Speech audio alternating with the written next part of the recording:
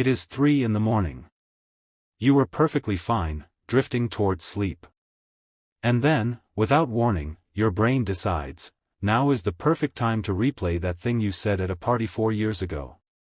That moment you tripped in front of everyone in secondary school.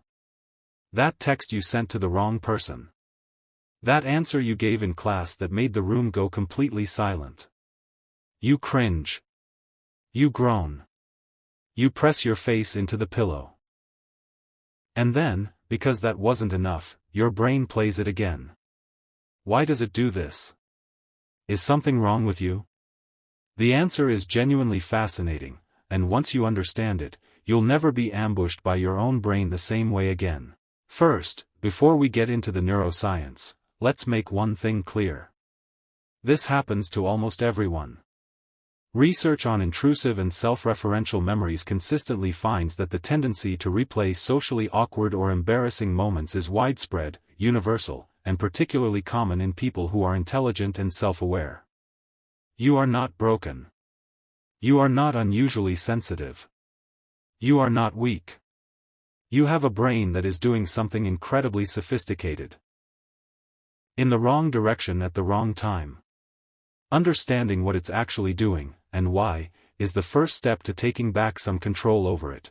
Here is what is actually happening inside your brain when it replays an embarrassing memory. Deep in the brain sits the amygdala, a small, ancient structure that functions as your personal security system. Its entire job is to scan for social and physical threats and log them as lessons to avoid repeating. In the ancestral environment that shaped your brain, being rejected or humiliated by your social group wasn't just embarrassing. It was genuinely dangerous. Exile from the tribe meant death. So the amygdala takes social threats very seriously. When something embarrassing happens, it flags the memory as a high-priority warning file and returns to it repeatedly, trying to analyze what went wrong, rehearse a better response, and protect you from it ever happening again. The problem: it cannot tell the difference between a genuine ongoing threat and a moment that ended years ago. It keeps reviewing the file because, from its perspective, the threat has never officially been resolved. There's a second brain system that explains exactly why embarrassing memory replays hit hardest when you're trying to sleep, or sitting idle, or in the shower. It's called the default mode network, and it's the part of your brain that activates specifically when you are not focused on an external task. When your brain has nothing else to do, the default mode network runs what neuroscientists call self-referential processing. Meaning it turns inward and begins reviewing your life, your relationships, and your social standing. It's your brain's background processor. And because the amygdala has flagged those embarrassing moments as unresolved threats, the default mode network specifically reaches for them during its idle cycles. This is why the cringe attacks hit in the shower, in the car, in bed at night, precisely when your mind is quiet enough to be hijacked. Here's the part that might actually make you feel better, or worse, before it makes you feel better. Research shows a direct correlation between higher levels of self-awareness, emotional intelligence, and the frequency and vividness of embarrassing memory replays.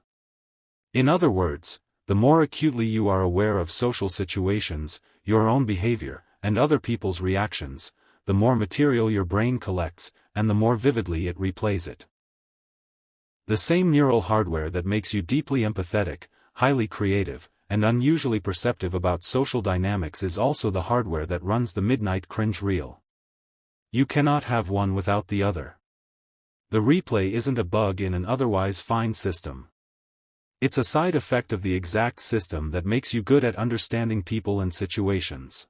There's a process at work that makes embarrassing memory significantly worse over time rather than fading, and understanding it is crucial. Every time you recall a memory, you don't retrieve it like a computer file. You reconstruct it. And each reconstruction is slightly influenced by your current emotional state, your current self-perception, and the last version of the memory you held. Which means, each replay slightly edits the original event. The other people's reactions get slightly more extreme. Your response gets slightly worse. The moment becomes slightly more catastrophic. You are not remembering what happened. You are remembering the last time you remembered it, with a little extra distortion added each time. The actual event, years ago, was almost certainly far less significant than the version currently on rotation in your head.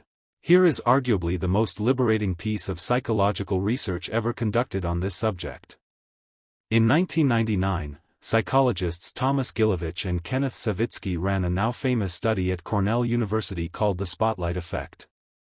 Participants wore an embarrassing T-shirt to a room full of people, and were asked to estimate how many people in the room noticed and remembered the shirt. Their estimate, roughly 50%. The actual number who noticed, around 20%. And the number who remembered it afterward? Almost none. The study was replicated across many embarrassing scenarios and found the same pattern every time. We dramatically overestimate how much other people notice, dwell on, and remember our awkward moments, because we are always at the center of our own experience and naturally assume others are watching us as closely as we watch ourselves. They are not. They are the center of their own experience.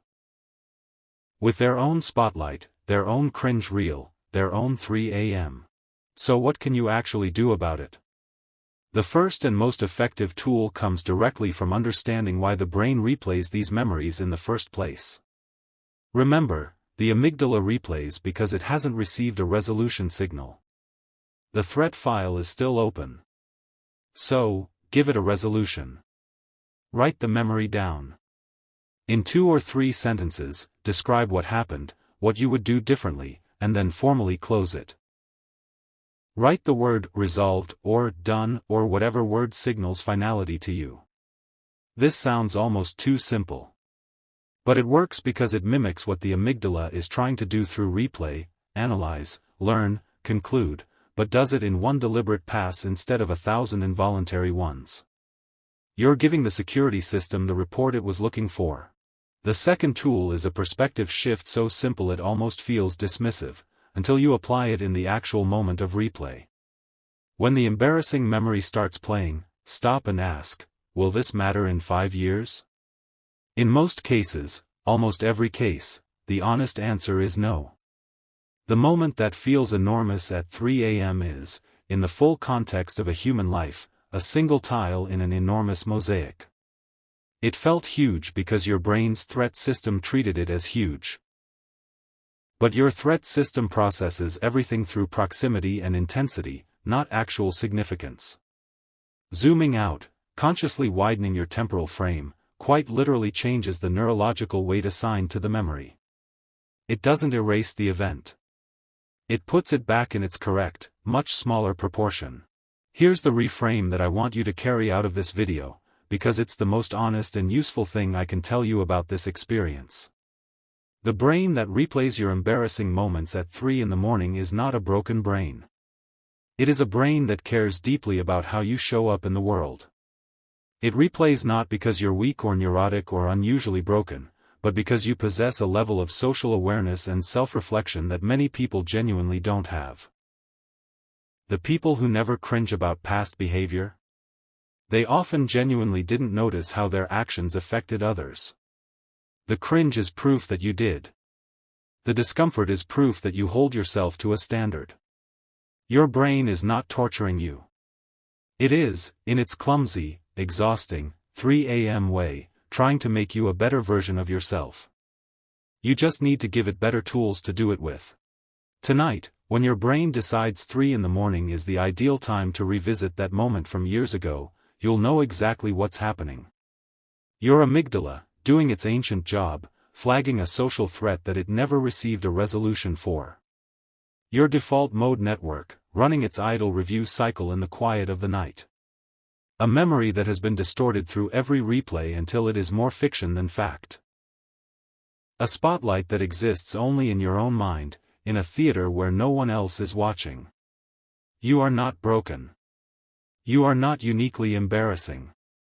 You are a self-aware human being with a brain that takes your social life seriously, sometimes too seriously, sometimes at terrible hours. But now you have the tools to close the file, zoom out, and remember what the replay actually means about you. Which memory does your brain love to put on repeat? Tell me in the comments. I guarantee you're not as alone in it as you think. Share this with someone whose brain also won't let them sleep. They'll thank you for it.